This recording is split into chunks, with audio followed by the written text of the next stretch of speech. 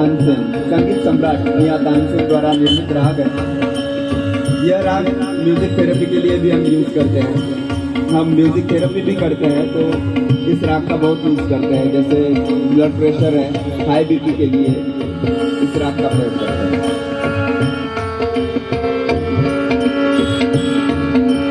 एक राधिका के संग राज, एक जानकी संग विराजे।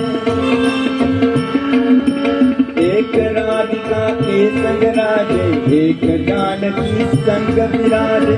चाहे सीताराम कहो, चाहे सीताराम कहो,